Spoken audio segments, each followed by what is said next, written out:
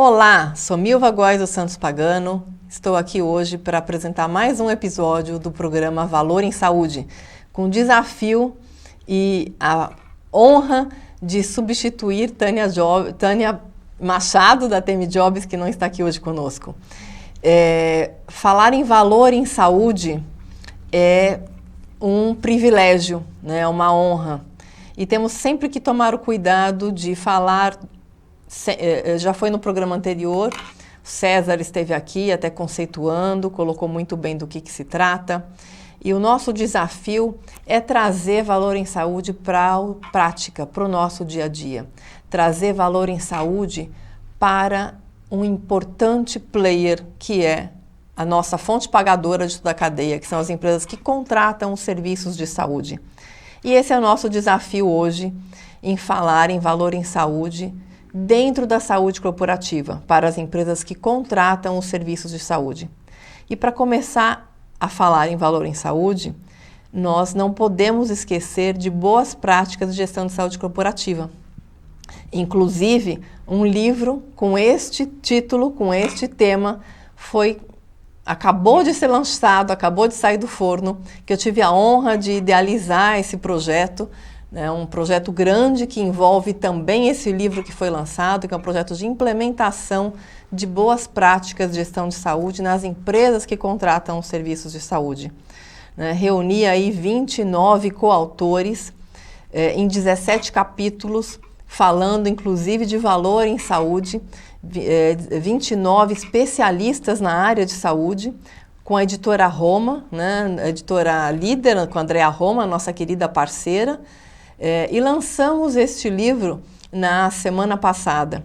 E hoje tenho o privilégio de estar aqui apresentando esse programa com 3 coautores do livro, né, com a Denise Eloy, com a Goldete e com o Hélio. E vamos começar falando em valor em saúde com a Denise, trazendo para a nossa realidade, Denise, trazendo para as empresas que contratam serviços de saúde, quais são os pontos de atenção, como que a gente pode trazer isso para a nossa prática, quer dizer, o que impacta quando a gente fala, quando a gente implementa, né, quando a gente busca valor em saúde, pensando nas empresas que contratam serviços de saúde, qual o impacto disso, quais os cuidados que devemos ter, né?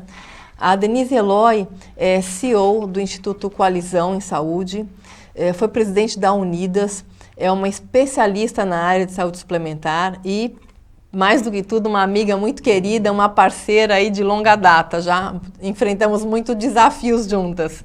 Prazer estar aqui com você, Denise. Prazer todo meu, Milva. Bom, primeiro, obrigada aí pelo convite. É uma honra poder compartilhar desse desafio com você e com um time tão qualificado que você elegeu aí para esse projeto. Primeiramente dizer que eu acho que essa obra chega num momento importante e muito adequado, onde o sistema de saúde ele passa por grandes transformações, e essa transformação ele implica em provocar discussões que tragam todos os atores da cadeia produtiva para esse cenário e assumindo essas responsabilidades, né? Eu participo do Instituto Coalizão Saúde, nós já temos o tema Falou em Saúde na agenda há alguns anos, aí pelo menos há uns 3, 4 anos que nós já discutimos isso com os grandes players da cadeia produtiva de saúde, mas o grande desafio é tirar essa discussão da liderança de alto nível e trazer essa discussão para a prática, né? Trazer essa discussão para quem faz acontecer. E a gente busca trabalhar essas conquistas através de parceiros, através de iniciativas, né, como essa do livro, né? Nós temos aí a abordagem sobre valor em saúde por várias instituições, o próprio IBRAVES, o INLAGES, a BPRH, todos vêm aí envolvidos e empolgados em traduzir isso de uma maneira mais efetiva, mais objetiva para quem faz saúde no Brasil, né? E quando a gente discute valor na perspectiva de saúde corporativa, a gente traz uma reflexão não só para o empregador, mas também até para os próprios beneficiários do sistema que atuam, né, e que trabalham nas empresas, no sentido de enxergar a saúde como uma estratégia de valor para a organização. Né? Saúde é importante no momento que você traduz essa perspectiva de valor para que o beneficiário do sistema, o próprio empregado, né, não só o empregador, se veja nessa política, se veja envolvido e se veja atuando, tendo essa perspectiva sendo o centro do sistema. Então, a nossa ideia é trazer essa reflexão, não de uma maneira isolada, mas de uma maneira coletiva. Né? Então, acho que um ponto importante na parte de gestão de saúde corporativa, a gente trabalhar a integração do que é valor em saúde, partiria da integração vamos dizer assim, da saúde assistencial, com a saúde ocupacional ou saúde do trabalhador, né? E a própria saúde pública, porque o trabalhador tem essa perspectiva de ser cuidado pelo sistema de saúde suplementar, né? De ter algumas ações de cobertura também do sistema público, quando a gente fala em imunizações, etc., e também na perspectiva da saúde pública e da saúde ocupacional. Né? Então, a gente ter aí esse conceito mais ampliado e ter esses players refletindo sobre essa perspectiva. Então, o livro, eu acho que traduz aí, não só no tema geração de valor em saúde, como todos os outros capítulos, eles são muito focados na necessidade de todos esses players conhecerem os principais conceitos que, somados, vão traduzir numa saúde de maior qualidade para o beneficiário do sistema. Acho que foi um foco muito interessante e acho que a obra ela traduz aí o nosso desejo, né? E eu acho que é um desafio, é um primeiro passo, né? Não é o fim da caminhada, mas é um primeiro passo assim muito qualificado, onde a gente entende que é importante para essa compreensão e a participação de todos. A gente convida aí todos os envolvidos com essa matéria a compartilhar um pouco aí dessas reflexões que foram feitas por pessoas que achei interessante, Milva, é que o perfil dos coautores que são pessoas que estão muito envolvidas nessa matéria há muitos anos. Não tem ninguém que apareceu para participar do livro porque, eventualmente, estava em algum momento de destaque agora, ou porque está em algum cargo de destaque. Mas, sim, porque são envolvidos com essa matéria, são estudiosos dessa matéria e tiveram a preocupação de trazer de uma forma muito objetiva, até porque os capítulos são de fácil leitura, toda a sua experiência em toda a sua trajetória. Acho importante o perfil dos coautores, porque traduz a qualidade da obra. E aqui, gente, eu até falei do livro e não mostrei a capa, né? Este aqui é um filho, né, praticamente, porque foram alguns meses aí de gestação, mas o objetivo é exatamente esse, né?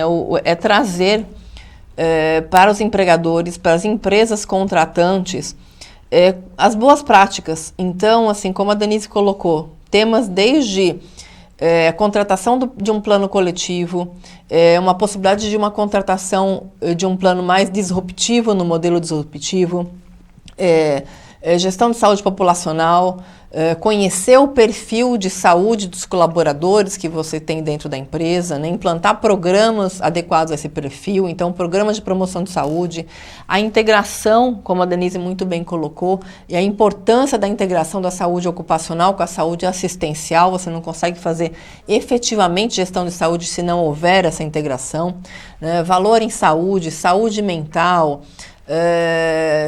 coordenação do cuidado, proteção de dados, analytics, enfim, nós temos aí uma riqueza. Eu sou suspeita em falar, porque eu idealizei e coordenei, sou uma das coautoras, mas realmente foi uma grande honra coordenar esse projeto, porque ele é bastante amplo, bastante completo. Agora, uma coisa é fundamental, né? É algo que todos nós, né, a gente vem batendo nessa tecla há muitos anos. Como a Denise colocou, os 29 coautores são profissionais da área. E a nossa ideia é, inclusive, numa próxima edição, começar a trazer os cases das empresas, né? Começar a trazer as empresas contratantes para contar aqui as suas experiências na implantação dessas boas práticas. Agora, nós não temos como falar em gestão, como a Denise colocou. A saúde, ela tem que ser estratégia, né? Ela tem que fazer parte da estratégia da empresa. Não dá para a gente falar em boas práticas se a saúde não estiver dentro da estratégia. Porque empresa atual, empresa preocupada com seus colaboradores, empresa de hoje, trata a saúde dentro da sua estratégia. Não trata a saúde como um pacote de benefícios, né? Exato. Porque daí é coisa do passado. Eu até no dia do lançamento do livro, Milva, não sei se você lembra que eu falei, isso não é o lançamento de um livro, isso é o começo de um movimento de especialistas pelas boas práticas de gestão de saúde corporativa. Portanto, assim, ainda temos um caminho longo pela frente. Mas o primeiro passo é entender desses principais conceitos e entender a importância de ter uma estratégia para que traz. E eu acho que chega num momento muito bom, onde você vê uma grande mobilização dos empregadores, e aí a gente tem vários exemplos de grupos de empresas que já vêm aprofundando estudos no sentido de entender o seu papel nesse processo de transformação da saúde como um todo, né? Não só na perspectiva de valor, mas também da sua responsabilidade como até um dos principais financiadores desse sistema de saúde. Se não foi por amor, foi pela dor, né? Se não foi por amor à saúde, enfim, pelo tema, foi pela dor do custo, que os custos são ascendentes e as próprias empresas perceberam a importância de se dedicar mais a essa questão. Então, hoje, a gente vê aí mobilização de empregadores querendo conhecer mais, eu acho que por isso que a obra traz uma grande contribuição também para esse time. Lá no Instituto, nós também publicamos, recentemente, está no nosso site, uma publicação sobre saúde suplementar, onde nós temos uma consolidação de normas públicas, Milva, que eu acho que também é uma contribuição importante para o contratante, onde você tem lá os principais conceitos do que tange a saúde suplementar e do que o empregador precisa conhecer, e também aí com QR Code, onde você tem acesso às normas. Foi uma contribuição também. Então, a gente vê assim, todos os players da cadeia muito preocupados nesse envolvimento do empregador nessa estratégia. E, assim, nós temos aí hoje o setor de saúde representando cerca de 8%, 9% do PIB, né? O setor de saúde, e aí quando você traz assim, a responsabilidade nossa de manter a população com saúde e produzindo, né? Nós criamos uma importância ainda mais relevante quando a gente pensa na saúde. Não existe desenvolvimento de um país se não existe uma preocupação com a saúde daqueles que produzem nesse país. Portanto, a responsabilidade nossa é muito maior do que aquela questão apenas assistencial e ocupacional. A nossa responsabilidade é, inclusive, com a retomada do crescimento do nosso país. Então, essa reflexão do que é importante trazer. E quando a gente traz, por exemplo, conceitos de valor em saúde, a gente tem uma literatura vasta, né? Eu não vou aqui me ater a estar conceituando, até porque a gente já teve um programa anterior que o César Bicalá fez isso até com maestria, com muito mais talento do que eu. Mas o que eu poderia destacar nesse momento é esse envolvimento e essa, vou dizer até eu vou dizer com um termo que talvez, uma empolgação de muitos atores no sentido de contribuir. E a gente que quer fazer acontecer, é bom aproveitar um pouco esses momentos de empolgação. Sem dúvida. Né? No ICOS, nós fizemos uma primeira publicação com a parte conceitual de valor. E agora, no segundo tema, nós temos, no segundo momento, nós estamos publicando, trazendo uma publicação com casos práticos de aplicação de estratégias de valor, de saúde baseada em valor, com resultados concretos. Então, nós já convidamos vocês aí no primeiro trimestre, já saímos aí com a primeira publicação de casos concretos aí para compartilhar com vocês. Muito bom. É um tema sempre muito empolgante, desafiador, né? E com muito conteúdo para se discutir e para se abordar. Denise, queria que você deixasse uma mensagem rápida aqui de conclusão. Dentro dessa questão da estratégia, um ponto importante que você colocou, se não foi pelo amor, foi pela dor, né? Realmente, saúde, quando a gente fala em saúde dentro das corporações, é a segunda maior despesa, só perde para a folha de pagamento. E independente de qual tenha sido a razão, né, que tenha levado as empresas a se mobilizarem e efetivamente se mobilizaram, existe um grande movimento efetivamente por essa gestão efetiva da saúde, e as empresas são um player importante. Uhum. Mas como você colocou, assim, a integração da cadeia quando você olha para o público, para o privado. Então eu queria que você deixasse uma mensagem para nós nessa questão da integração, da mobilização e especialmente assim, uma mensagem para a empresa, porque o foco ainda continua sendo na doença, infelizmente, né, e não só na saúde. Então, assim, eu acho que o desafio aí de focar a saúde e de saber da responsabilidade de cada um e de que saúde dá dinheiro, não é só com a doença que se ganha dinheiro, né? Eu acho assim, primeiro assim, dizer que o primeiro grande desafio é o desafio cultural, que a gente precisa internalizar esse conceito de saúde como saúde e não como doença, né, que nós trazemos isso desde o berço, né, então essa perspectiva mudar.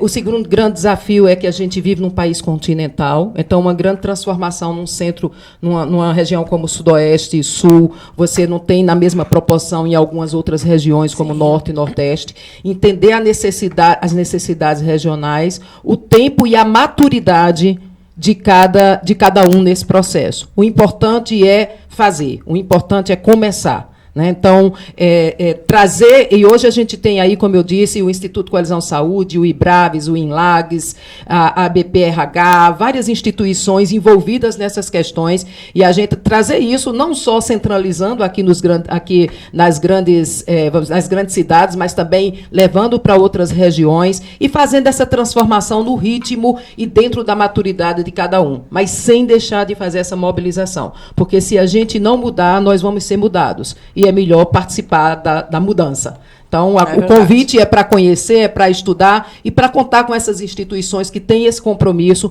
para levar para as outras regiões do país e para traduzir isso para as práticas de saúde da forma mais adequada possível. Foi um grande prazer, eu agradeço muitíssimo aí pelo convite. Estamos juntos aí nessa... Muito bom, muito bom. Estamos juntas nesse desafio grande aí, viu, Milva? Denise, muito obrigada pela sua participação. É um prazer, né, estar aqui conversando sobre isso. Realmente é um grande desafio, né?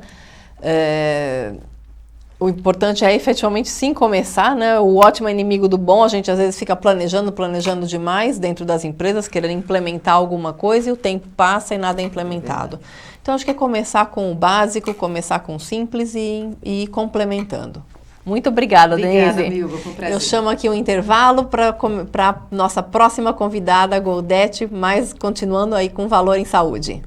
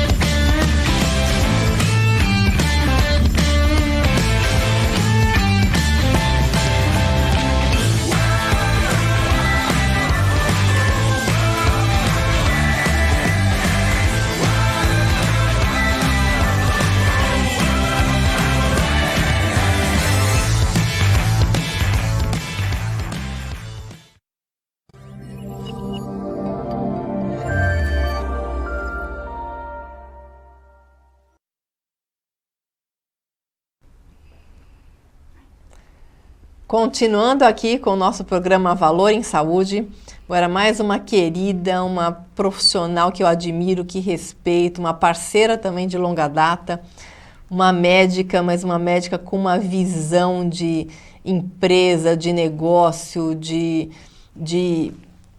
agregação, né, da cadeia como um todo, uma visão espetacular. Querida Goldete, que eu tenho a honra de estar aqui junto, tive a honra de participar com ela, de tê-la nesse nosso querido livro aqui, o nosso desafio, o nosso filho aqui, Boas Práticas de Gestão de Saúde Corporativa. A Goldete vai falar para nós de valor em saúde, mas com um viés que ela trata, né, com uma visão, né, não com um viés, mas com uma visão que ela trata e que ela é profunda conhecedora da auditoria. E para nós, para quem é da cadeia de saúde, a auditoria é algo muito comum, né, Goldete? É muito frequente. Agora, para quem contrata os serviços de saúde, para a empresa que é a contratante, a empregadora, às vezes ela não tem muito a ideia clara do que é esse processo de auditoria, do que ele impacta, do que ele agrega. E, querendo ou não, esse processo, essa parte do processo, impacta muito para quem contrata. E, às vezes, quem contrata nem sabe que essa parte existe dentro do processo. Goldete, um prazer estar aqui com você. Bom dia, Milva. Eu quero agradecer o convite, agradecer a todos, a Tânia, que não está aqui conosco hoje, que está ocupada em alguma outra atividade, time job. Milva, na realidade, é assim, eu tenho uma experiência muito grande na saúde suplementar, e eu sempre falo que eu já estou ficando velha na área, mas são 28 anos que eu faço saúde suplementar. Então, o que eu posso te dizer? A auditoria em saúde, ela hoje precisa mudar. Eu acho que foi essa a ideia que eu trouxe no livro, né? O Boas Práticas, que é o nosso filho. É verdade. Eu falo assim, também é meio filho meu, porque a gente vai escrevendo, reescreve, escreve de novo, faz, vai, lê, resolve, acho que tá bom, acho que não tá bom, e vamos em frente. Na realidade, assim, eu fiz um texto simples, no sentido de que nós focamos muito no perfil do profissional de RH que faz a contratação dos planos corporativos. E a auditoria em saúde, ela não é entendida de uma forma que possa agregar valor no que ele já tem. A auditoria em saúde, ela é muito mais vista como uma auditoria contábil. Simplesmente checar se o que foi gasto está efetivamente cobrado, se o que foi cobrado foi efetivamente utilizado. E eu sou uma defensora da auditoria há muitos anos, né? Eu ainda me considero uma auditora, apesar de que eu não estou mais na bancada. Mas a auditoria é muito mais do que isso, Milva. Ela é, no meu ponto de vista, e é um ponto de vista muito pessoal meu, ela será determinante para a gente conseguir operacionalizar valor em saúde. Porque a Denise foi muito precisa quando ela falou, nós temos que sair das altas esferas e chegar na operação. Porque, como macaca velha que eu falo que eu já sou, eu já cansei de ver iniciativas que começam nas altas esferas, mas não descem. Não chegam na operação. E quem está assistindo deve estar fazendo assim com a cabeça, porque é verdade.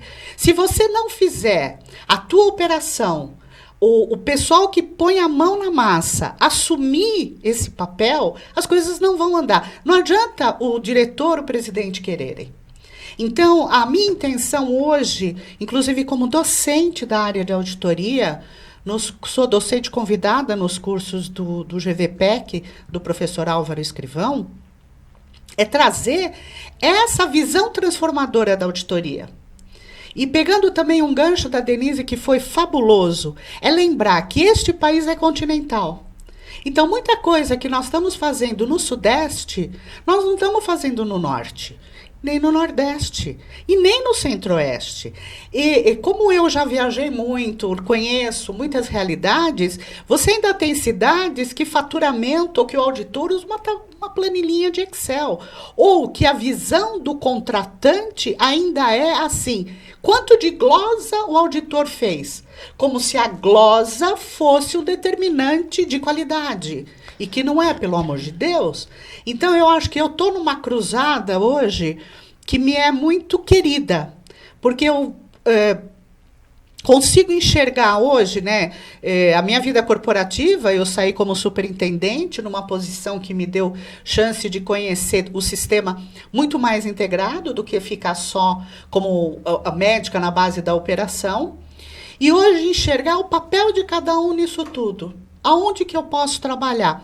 E o auditor, tanto o enfermeiro, o auditor médico, hoje nós temos os auditores especializados em alguns autocustos, né, bucomaxilo, oncologia. Hoje temos empresas que têm o auditor em fisioterapia. Como você podia imaginar auditoria especializada em fisioterapia?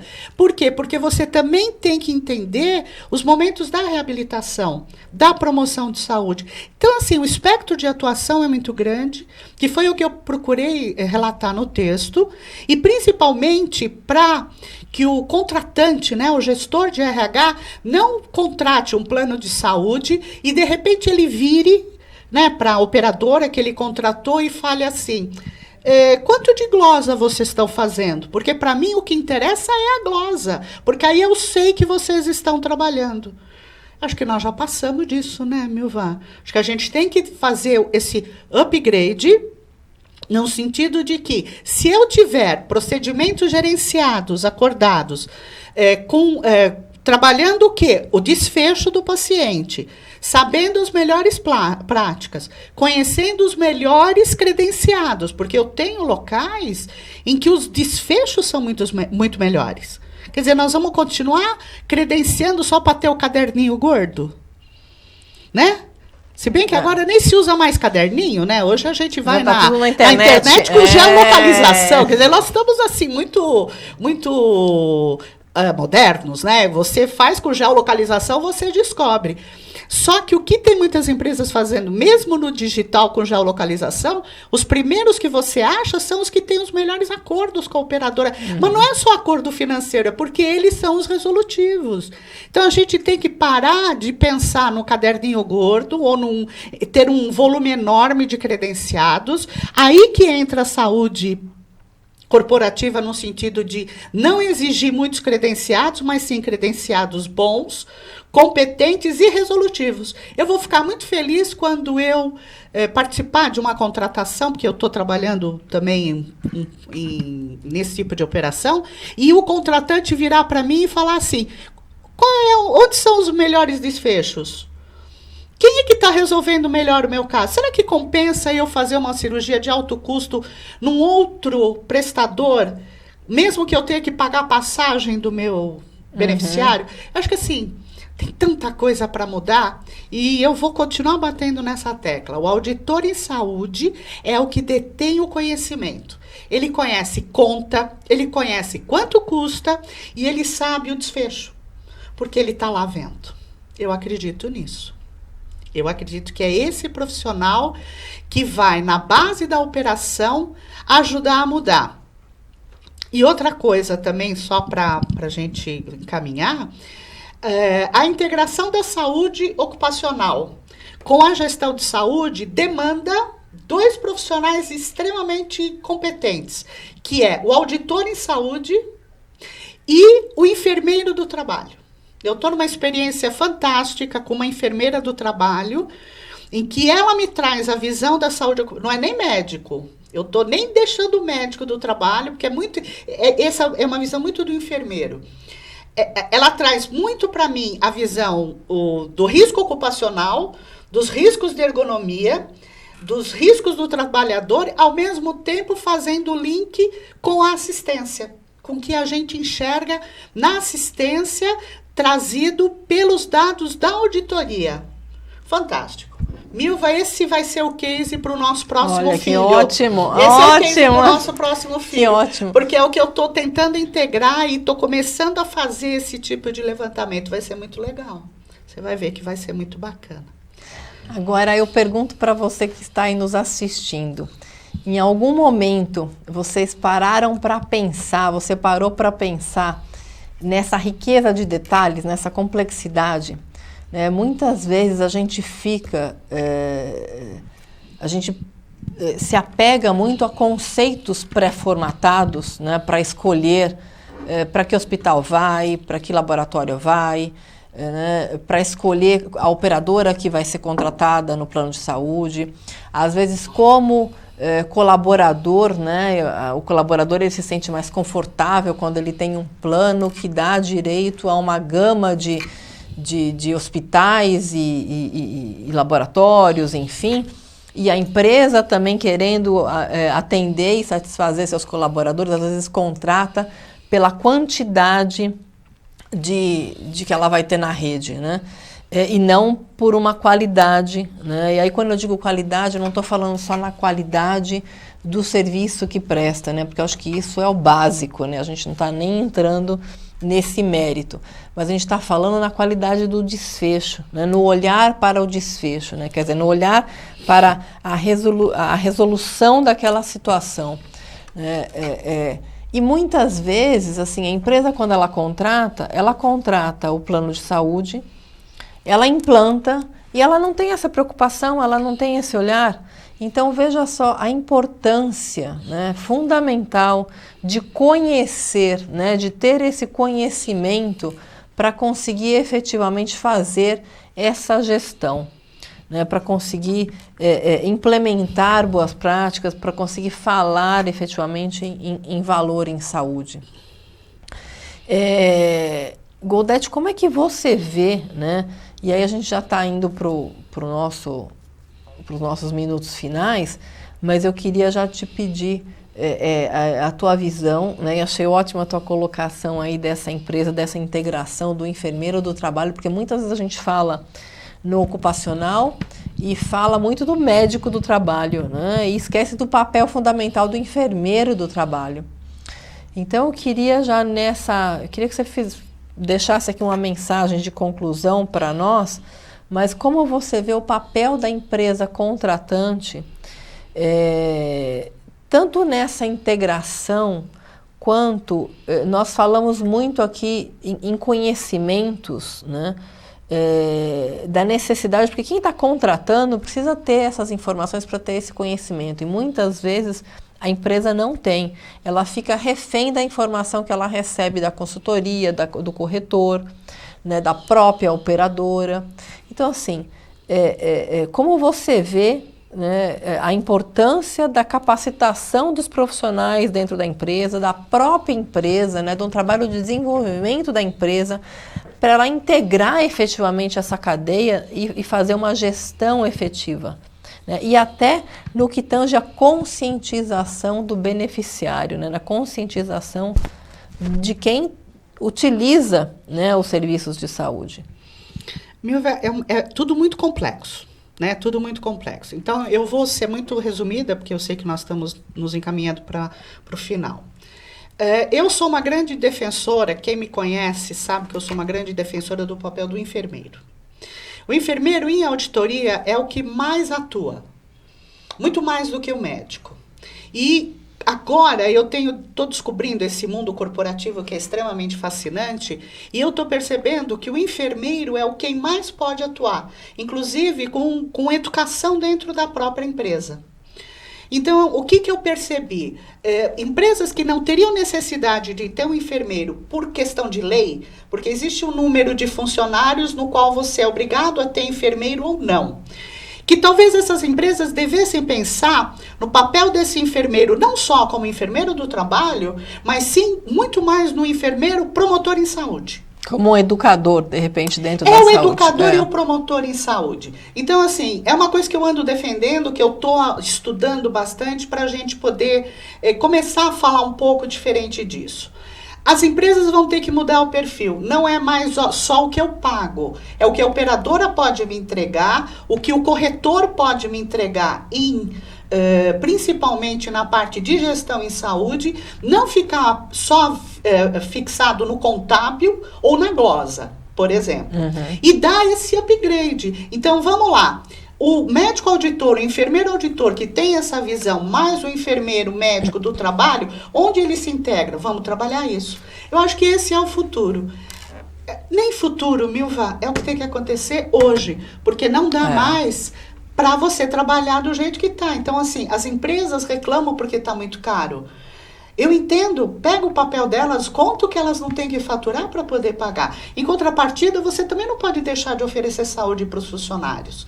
Mas você tocou num papel muito interessante, que é a educação do beneficiário, que é um papel da empresa também. Sim. Mas não só da empresa. É um papel da operadora de saúde, é um papel do médico do trabalho. Conjunto, um papel de todos. O beneficiário entender que a má utilização gera desperdício. E que não agrega em nada na saúde dele. Que não agrega valor na saúde, que não agrega no desfecho, no resultado. Então, Milva, que nem você mesmo falou, a gente está na lida já tem muitos anos. Então, é um trabalho de formiguinha. Hoje eu me considero uma formiguinha, indo lá, fala uma hora, fala outra. Quanto tempo que os atores estão falando de valor em saúde, o César, há quanto tempo fala disso, mas é o momento, né? É o momento do desafio, por quê? Porque não tem dinheiro. Porque a economia ainda não andou. Porque talvez se a gente tivesse uma economia... a crise é sempre a oportunidade de transformação. Sempre, né? Crise é oportunidade de transformação. E outra coisa, só vou dar, para terminar, vou dar só um alô para os auditores. Vocês não vão ficar sem emprego, tá? Pelo amor de Deus, eu canso de ver tudo. Agora não tem mais emprego, auditor perdeu. Não! Nós ainda vamos, em alguns momentos, precisar de contábil, nós vamos precisar de auditor para poder ver se o procedimento gerenciado está bem calculado, até se ele vai ter gordura o suficiente, que toda vez que tiver que abrir um procedimento gerenciado, ele foi mal calculado. Ok? E principalmente nós vamos ter os auditores das instituições vendo se o procedimento que foi acordado, no material que foi acordado, está sendo bem feito, com bom desfecho, e o auditor da operadora vai ver se o procedimento que foi acordado está sendo realizado com o material que foi acordado e tendo bom desfecho. Então é uma visão diferente. Não vai perder emprego. Auditor, calma. Quem fala que nós todos vamos perder emprego está mentindo. Nós vamos fazer upgrade. Nós vamos pegar todos os nossos conhecimentos e nós vamos agregar valor ao que nós estamos fazendo, pensando no desfecho. Ok? Ou seja, temos aqui, né? Temos lugar para todos e a importância de todos dentro desse processo. Mesmo que fundamental. Mesmo que tenha inteligência artificial e machine learning, nós sempre precisaremos do humano bem informado. Exatamente. Goldete, muito obrigada. É um prazer estarmos juntas em mais essa oportunidade. Prazer é sempre meu. E vamos dar continuidade daqui a pouco com o nosso programa, com o Hélio, para falar em proteção de dados. Vamos para o intervalo e daqui a pouquinho voltamos.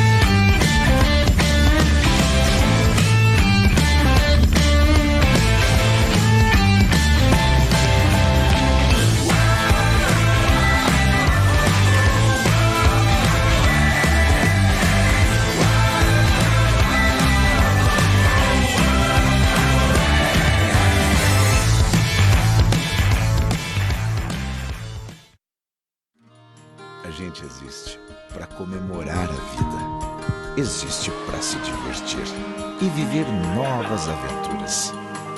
A gente existe para curtir os momentos em família, existe para empreender, para realizar sonhos.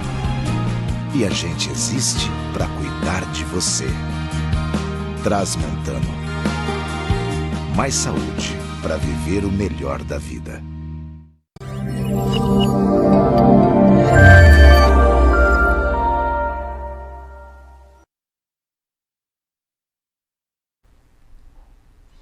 Olá, voltamos aqui com o nosso querido Hélio para falar em proteção de dados e o impacto da proteção de dados na saúde, especialmente na gestão da saúde corporativa, inclusive como um item de boas práticas também.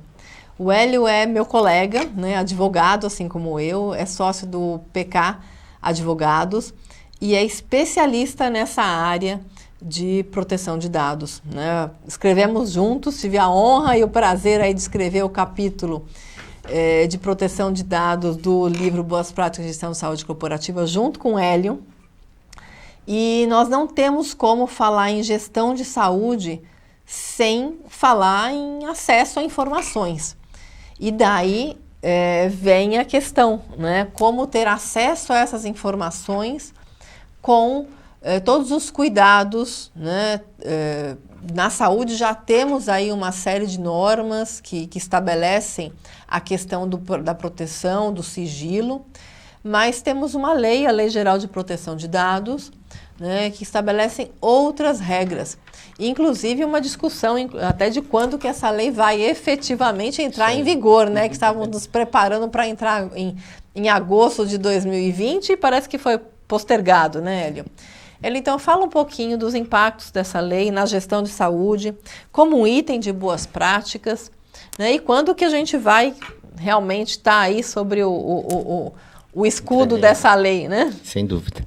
Prazer enorme estar com você hoje aqui, né? Escrevemos o artigo aí, está com a coordenadora do livro, esse projeto sensacional, né? É realmente muito interessante, né? E dentro desse espectro, né? Já tivemos aí a Denise e a Goldete trazendo falas muito interessantes e agora a gente entra num aspecto que não menos importante, né? Eu acho que a gente está num momento geral do Brasil em relação a essa questão da proteção de dados, né? Eu acho que a gente aqui no programa tem um papel, né, que eu digo que eu tenho feito nos últimos anos, que é quase de evangelizador falando sobre a nova lei, né? Eu acho que ainda existe pouco disseminação do que é a nova lei, né?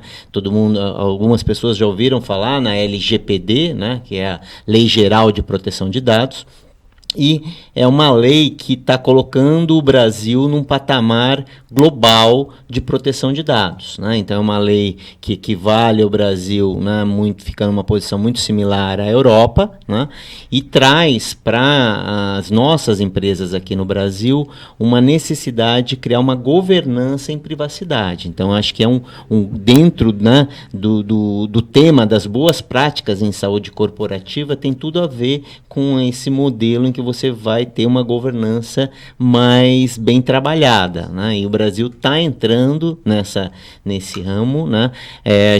A lei já está estabelecida e a previsão de entrada em vigor, né, ela entra em vigor em 16 de agosto do ano que vem, 2020. Né? Tem uma certa polêmica, como você colocou aqui, né, que existem alguns movimentos, né, de algumas entidades tentando fazer uma postergação da lei, mas na verdade, assim, o que eu tenho falado nós precisamos de LGPD já. Né? Ontem, né? Porque o Brasil está atrasado nessa história, né? A Argentina, o Uruguai já tem legislações robustas sobre isso aqui, só para dar alguns exemplos de América do Sul, né? Essa lei nos coloca nesse patamar de possibilidade de transferências internacionais para a Europa, por exemplo. Então, hoje, numa economia globalizada, as empresas operam em vários continentes, né? Então, essa lei vem trazer essa possibilidade. Então, a gente postergar isso a gente atrasar o país, né? E mais do que isso, né? Eu acho que não sei se as pessoas têm essa visão, mas quando a gente fala na Lei Geral de Proteção de Dados, nós estamos falando dos dados de quem? Dos nossos, né? São os dados pessoais, né? Que tem uma mudança de conceito e que não só as entidades de saúde, também as entidades de saúde precisam lidar com os nossos dados de pessoa física dentro de padrões de governança, né? E, em particular, na área da saúde, a questão é até mais crítica, né? Porque nós estamos falando numa categoria especial de dados que tem dentro da lei, que são os dados sensíveis, dados de saúde, né? E a gente sabe que hoje em dia não tem uma preocupação tão grande com isso, né? Os nossos dados de pessoas físicas, eles são transitados de uma maneira muito, muito ampla, né? Outro dia a gente organiza alguns cafés da manhã para falar sobre isso, né? E quando eu comecei a explicar um pouco sobre a lei, né, uma pessoa de uma empresa falou, não, mas as operadoras de saúde, elas querem a minha folha de pagamento inteira, né, antes, para saber. Eu falei, gente, isso vai ter que mudar essa prática, né? Então, algumas práticas que são feitas hoje, esses dados são transitados de uma maneira muito indiscriminada. Então, não é que a gente não vai poder trocar dados, mas eu vou ter que ter mais critério, com quem, quando, como, qual é a finalidade, né? Então, quais os dados eu vou passar, né? Por que essa pessoa precisa ter acesso a esses dados dentro das instituições, né? Então, dentro de um RH, por exemplo, de uma empresa, quem é o perfil de pessoas que vai ter acesso aos dados pessoais, aos dados de saúde, né? Eu estava esses dias com um presidente de um grande hospital aqui em São Paulo, né? Não vou citar o nome porque ele não me deu autorização, mas ele tinha feito um procedimento médico, né? E falando sobre a LGPD com ele falou, não, eu acho que a lei é super importante, porque veja o meu caso, ele tinha acabado de fazer uma mini cirurgia, e ele falou, olha, os funcionários do hospital chegam na minha sala com o meu exame aberto, falando sobre, não, o senhor está bem, chefe, né? Tá tudo ótimo. Assim, ele falou assim, imagino como não está pelo hospital inteiro sendo disseminado o que foi o resultado no meu procedimento, né? Então ele falou assim, eu vejo como agregador de valor essa questão da gente controlar os dados, né? Então realmente é uma mudança de paradigma que vai ser super importante para o mercado de uma maneira geral e na saúde mais ainda, né? Porque é onde a gente tem informações super sensíveis, né? E às vezes a gente fala muito em proteção, em sigilo, mas a gente esquece, né, de situações corriqueiras, né, da própria curiosidade humana. Né, quando você pega situações como já aconteceram, né, pega aí um famoso, né, um artista dentro de uma instituição, de um hospital, de inclusive um laboratório. Aqui no Brasil, né? Tivemos um caso, né, significativo, que também não vamos citar os nomes aqui, né, os próprios colaboradores, né, do hospital, fica uma efervescência, né, de que fulano está lá dentro, o que tem, o que não tem, o que aconteceu. Bem legal de você tocar nesse ponto, Milva, porque tem um exemplo real sobre isso na Europa, né? Assim, como a lei no Brasil entra em vigor ano que vem, a lei foi muito espelhada na lei europeia, né, o GDPR, lá já está em vigor e já estamos aplicando multas, né, que, como vai ter aqui no Brasil também. E tem um caso muito interessante, né, que foi o caso de uma dessas celebridades, na verdade, uma dessas celebridades porque ela fazia muitas cirurgias plásticas, dezenas delas para se tornar aquela Miss perfeita, e ela foi internada no hospital para fazer mais um desses procedimentos, e o prontuário eletrônico dela foi acessado por quase 90 pessoas, quando na verdade, né, 5 ou 10 pessoas no máximo precisariam ter esse acesso. Por quê? Essa curiosidade, sim, como você falou.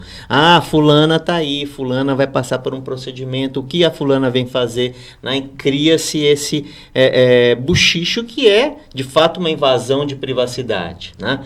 E veja nesse caso que os dados não vazaram, os dados não saíram... Só dentro daquele ambiente. Da instituição. Mas o que acontece, o que aconteceu lá e que também vai ter que acontecer aqui no Brasil? O hospital teve que reportar isso para a autoridade de proteção de dados. Como aqui no Brasil nós vamos ter uma autoridade nacional de proteção de dados.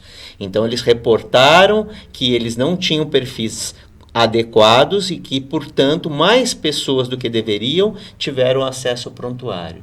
E por conta disso, mesmo eles tomando a iniciativa, né, então é uma autodeclaração, né? Ainda assim, eles foram penalizados em cerca de 400 mil euros, porque eles não tinham esse controle, né? E os dados não saíram da instituição, mas eles desrespeitaram a privacidade. Só dentro daquele ambiente, só né? Dentro só do ali. ambiente. Agora, Hélio, para concluir, assim, me preocupa muito essa discussão de quando a lei entra em vigor, né? Porque eu acho que nós temos pouquíssimo tempo para implementar tudo o que precisamos, para todas as alterações que precisam ser feitas. E eu percebo algumas empresas aguardando a definição de quando vai efetivamente entrar em vigor para começar a se mexer, né? Então, eu acho que, primeiro, né, eu acho que assim, essa questão, como você bem colocou da lei, acho que independente de quando ela entra em vigor, é um item de boas práticas que tem que ser respeitado e cumprido e implementado. A gente tem que mudar essa cultura brasileira de só fazer algo, de só implementar algo quando é lei e quando tem penalidade. Porque às vezes também, mesmo sendo lei e não tendo penalidade, vira pizza, né? Porque é aquela coisa do pega ou não pega, né? Que tem aqui no Brasil, que é absurdo.